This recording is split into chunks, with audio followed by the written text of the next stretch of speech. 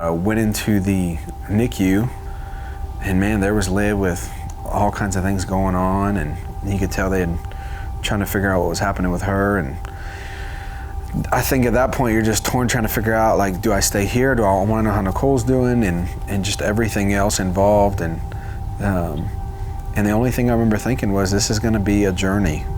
This is going to definitely be a journey.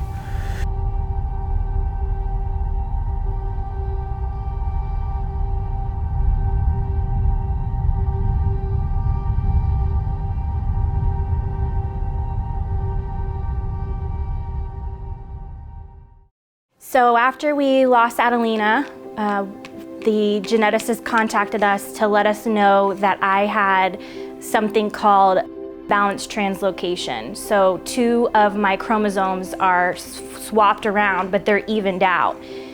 For the 23 chromosomes you have, you each get 1 from your mom and 1 from your dad. And so my chromosomes are balanced, but both Adelina and Livy's are unbalanced. And so up to this point, they've never had the translocation that they have with Liv.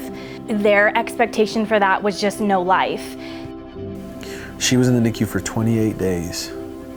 And I don't think they knew how well she was gonna do. They didn't give her a good prognosis, and just, they didn't know how well she was gonna do the next week, 2 weeks, 3 weeks. And so, every day I think we were just committing to, today.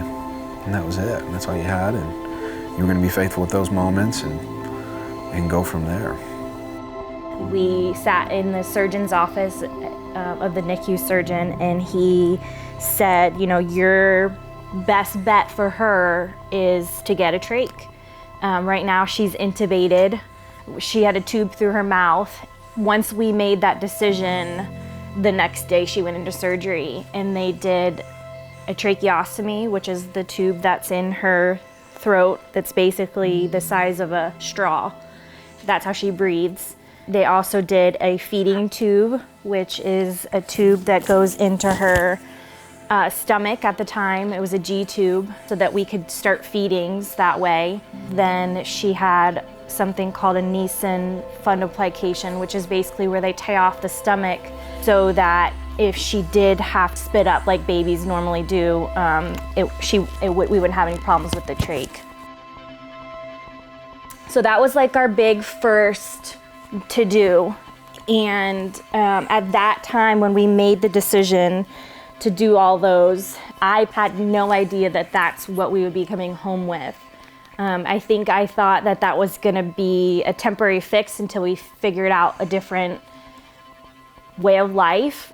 When it gets rough, Nicole really doesn't leave the house. I'll go to work, but outside of that, trying to figure out how to get out, not to mention in the car, we still haven't in 2 years gotten comfortable enough, at least with her and her suctioning for her trach and everything, driving together in the front. So that means one of us is constantly in the back. So that's pretty funny, thinking about it now, that we just don't ride together pretty much. We can't really leave her alone. If she falls asleep, we'll put a monitor on, but we're always in the room with her, and that means we don't get really a lot of time together. So trying to figure out how that works, I'm not sure we figured that out yet. Next steps for Liv are our first of probably 2 surgeries for her craniosynostosis, which will actually be her 10th surgery. She will have an incision from ear to ear across the top of her head in a zigzag, and he will pull back her head and go in and reform the back of her skull, because craniosynostosis means that there's premature fusions of the sutures. Everyone knows what soft spots are on a baby, which she had some of them, but 2 major ones were fused. She's gonna have a new little round head in the back. I think our expectation is for her to live as best as she's supposed to live.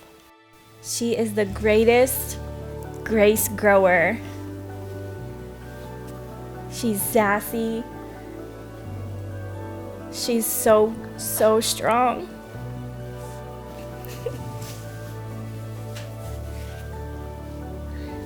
Knew that was gonna happen. Funny. She is. She teaches us to slow down and enjoy just the little things. And with each milestone, I feel like we get a greater of appreciation of just all that she's gonna do. She's our greatest adventure.